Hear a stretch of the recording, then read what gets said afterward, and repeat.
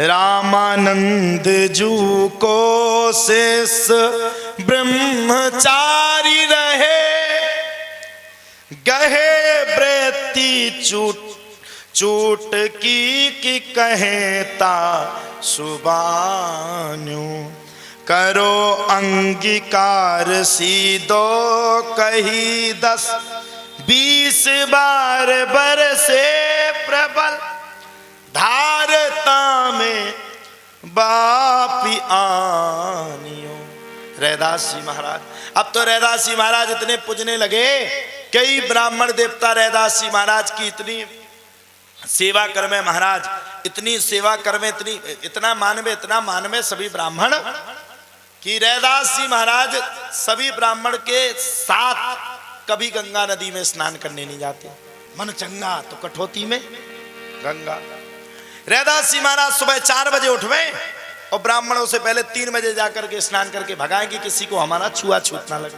अब आ जावे एक ब्राह्मण देवता, सब उनसे प्रेम करवे। एक ब्राह्मण जी ने कहा, अरे रैदास जी क्या बात है, आप तो बिल्कुल भी ब्राह्मणों के साथ स्नान करने नहीं जाते। अब रैदास जी बड़े संकोची व्यक्ति थे, वही है संत। जो किसी से लड़े वो तो है असंत कुसंत। भाई मूर्ख से लड़ने से आपकी ही क्षति हो जाएगी। अब रैदास जी से सबने कहा, महाराज आप तो प्रतिदिन आते हो लेकिन बिना दर्शन दिए चले जाते हो, क्या चक्कर है, आप पहले ही स्नान कर लेते। रैदास जी महाराज बोले, ब्राह्मण देवता मेरी सुबह सुबह नींद खुल जाती और मैं प्रतिदिन सुबह से ही स्नान करके चला जाता। एक दिन की बात है, अमावस्या का समय आया, सभी ब्राह्मण इकट्ठे हुए। अमावस्या के समय में सभी ब्राह्मण गंगा जी में स्नान करने को जाते थे। रैदास जी को खटखटाया, संत रैदास जी, ओ संत रैदास जी निकलिए बाहर। संत रैदास जी निकले, बताओ ब्राह्मण देवता कैसे आना हो। सभी ब्राह्मण रैदास जी से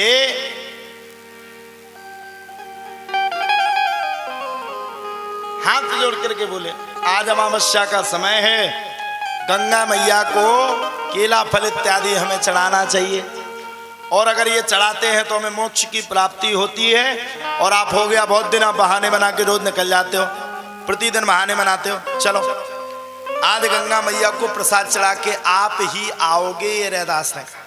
रैदास से सभी ब्राह्मणों ने कहा।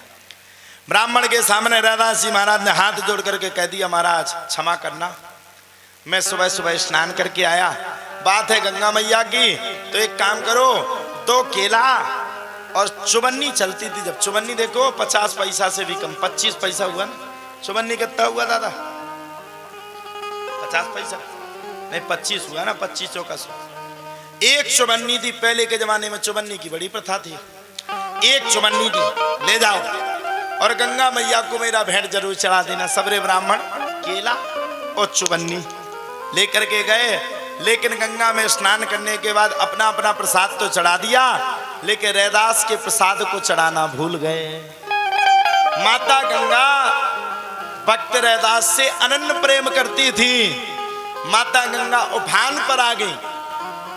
सबने देखा भैया माता गंगा उफान पे आ गई, सामने देखा, अरे अरे अरे रुक जाओ रुक जाओ, रैदास का प्रसाद रह गया था, उसके प्रसाद को नहीं चढ़ाया। माता गंगा को चढ़ाना चाहिए, नहीं तो अपन को पाप लगेगा। महाराज जी आज तक गंगा जी को किसी ने साक्षात दर्शन किए? ये तो ठीक है, मानसिक गए गंगा में स्नान, लेकिन कभी ऐसा देखा कि गंगा को कुछ चढ़ाए वो हाथ निकाल करके उसको पाले? देखा नहीं? देखा। जैसे ही रैदास जी के प्रसाद को ब्राह्मण देवता गंगा नदी में लेकर के गए, वैसे ही रैदास जी महाराज के प्रसाद को देख करके, केले फल के प्रसाद को देख करके माता गंगा ने अपने हाथ को ऊपर कर लिया। हाथ को ऊपर कर लिया महाराज, और हाथ से संत रैदास के प्रसाद को गंगा माता ने पा लिया। और उसी प्रसाद को पाने के बाद गंगा मैया ने एक अचंभित करने वाला पत्थर दिया कि जाओ मेरे भक्त रैदास को ये उपहार मेरी ओर से दे देना। अच्छा थोड़ी पंडित जी लालची तो होते ही हैं, कोई ब्राह्मण हो, हम भी लालची है, हम भी कोई अगर हमें कुछ देगा तो हम भी ले लेंगे। पंडित जी के दिमाग में आया और पत्थर अच्छा है, हीरे मोती जड़े हैं और पंडिताइन रोज गुस्सा रहती है। पंडित जी को लगा पंडिताइन रोज गुस्सा रहती, कुछ नहीं लाते कुछ नहीं लाते। एक काम करो रैदास को कौन पता चल रहा है, हीरे मोती से जड़ा पत्थर अपन अपने घर पे ले जाओ, अपनी पत्नी को दे देंगे। गंगा मैया ने पत्थर किसके लिए दिया? रैदास के लिए। जो पत्थर दिया तो पंडित जी के दिमाग पे, आप पंडिताइन रोज लड़ती है मुझसे और कब तक लड़ूं, एक काम करता हूं, आज इस पत्थर को ले जाता हूं और रैदास को पता ही नहीं चलेगा। मैं जाकर के इस पत्थर को अपनी पंडिताइन को दे दूंगा, बढ़िया वो खुश हो जाएगी। होता ना घर में अगर कोई कछू ले आए, पंडित जी कुछ ले आए तो पंडिताइन बड़ी प्रसन्न होती है, बिछिया बहुत अच्छी है, भले ही खुद के लिए खुद अच्छे बिछिया लियो लेकिन दान की चीज आए तो बड़ी खुश हो जाए। यहां तक कि महाराज भक्तवान में कहा गया कि पंडित जी अपनी घर की ओर जावे और गंगा मैया की ऐसी कृपा होवे कि उनको कोई दिशा ना दिखवे और घर की ओर भागवे, लेकिन रैदास के झोपड़िया के आगे आकर के खड़े हो जावे। दिमाग खराब। एक बार गए, दो बार गए, दो बार भी भक्त गए, लौट करके आए सो रैदास की झोपड़िया में खड़े हो जाए, घर पे जा ही ना पाए। तीसरी बार गए रैदास की झोपड़िया में जाए, वहां खड़े हो जाए। चौथी बार गए, पूरा दिन निकल गया पंडित जी का। पंडित जी समझ गए गंगा मैया की कृपा है, अगर मैंने इस पत्थर को नहीं दिया तो ऐसा नहीं भक्ते भक्ते कोनो खाई में हम भी ना गिर जाए। बाढ़ में गई वो पंडिताइन, एक दो दिन और लड़ लेगी। रैदास जी को पंडित जी ने चिल्लाना शुरू कर दिया, संत रैदास जी। रैदास जी निकले, जी महाराज जी चढ़ा है मेरा प्रसाद। पंडित जी को जैसे आता हुआ देखा तो पंडित जी ने रैदास जी को पत्थर निकाल करके दिया। लो महाराज तुम्हारा प्रसाद गंगा जी में लगाया, गंगा जी माता ने इतना सुंदर हीरा मोतियों से जड़ते या पत्थर दिया, मेरे मन में पाप आ गया।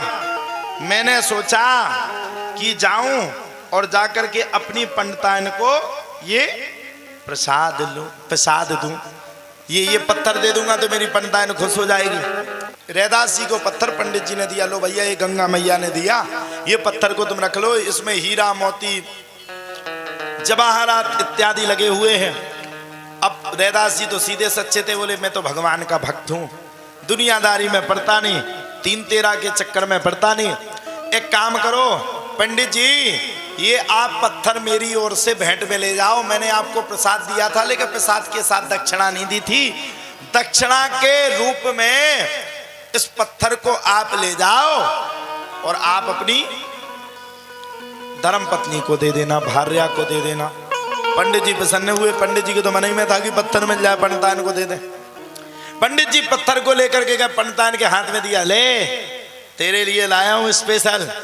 पंडिताइन खुश, तुम तो ऐसे हो ही, हमें इतना चाहते देखो। हाँ। तो अब पंडित जी ने जब दिया गिफ्ट पत्थर तो पंडिताइन ने ले लिया। एक दिन की बात है, साहू जो साहूकार होते ना पहले के प्रसिद्ध व्यापारी होते थे, साहू की पत्नी को वो पत्थर पसंद आ गया, उसने जबरदस्ती करके पंडिताइन से वो पत्थर ले लिया। अब साहू की पत्नी के ऊपर थी राजा की रानी, रानी साहिबा के पास साहू की पत्नी पहुंची और जब उसने वो विचित्र पत्थर देखा तो साहू की पत्नी ने भी उसी पत्थर को ले लिया। वो राजा की पत्नी ने भी, रानी ने भी उस पत्थर को ले लिया। अब रानी ने जब उस पत्थर को ले लिया महाराज, तो साहू की पत्नी, साहूकार की पत्नी रोने लगी, नहीं मेरे को तो वही पत्थर चाहिए, उसके अलावा कोई दूसरा पत्थर लेंगे ही नहीं, हमें तो वही पत्थर चाहिए भैया, वही पत्थर चाहिए तो चाहिए तो चाहिए तो चाहिए।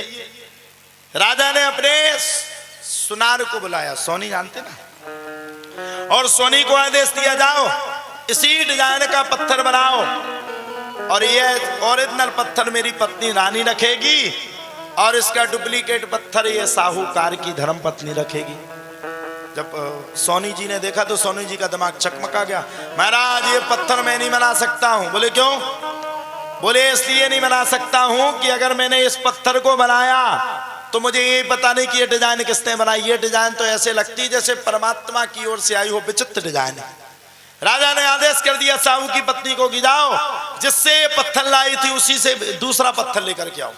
साहू की पत्नी से, साहू की पत्नी ने किससे लिया था पत्थर? पंडित जी की पत्नी से। साहू की पत्नी भक्ति गई पंडित जी की पत्नी के पास कि यही पत्थर राजा ने मंगाया है। और अब पंडित जी की पंडिताइन ने पंडित जी को बताया कि यही पत्थर राजा ने मंगाया, अगर पत्थर नहीं देंगे तो वो फांसी की सजा बोल देगा। पंडित जी चिंता में हो गए और श्री रैदास जी के पास पहुंच गए। महाराज बड़ी विडंबना में हूं। बोले क्यों हो विडंबना? अरे बोले महाराज क्या बताऊं, वो जो आपने मेरे को पत्थर दिया तो उन्होंने पूरी दशा बताई। मैंने अपनी पंडिताइन को दी, पंडिताइन ने साहूकार की पत्नी को दी, साहूकार की पत्नी ने राजा को, राजा की रानी को दी, और रानी ने इस एक और पत्थर मंगाया है। अगर मैंने इस पत्थर को नहीं दिया तो वो रानी मुझे फांसी की सजा सुना देगी। अब कहां से मिलेगा? रैदास जी बोले चिंता मत करो। पंडित जी बोले ऐसे कैसे चिंता मत करें, चलो तुम तो गंगा मैया से एक और पत्थर मांगो, नहीं तो हमारे गले की फांसी लग जाएगी ये पत्थर। रैदास जी बोले गंगा मैया यहाँ से दूर है और गंगा मैया तक जाएंगे तो समय हो जाएगा। बोले बिल्कुल नहीं, कोई समय हो जाए, आप तो चलो। रैदास जी बोले चिंता मत करो, मन चंगा। ऐसा कहा उन्होंने, छाती पे पीट के कहा महाराज जी, मन चंगा तो कठौती में गंगा।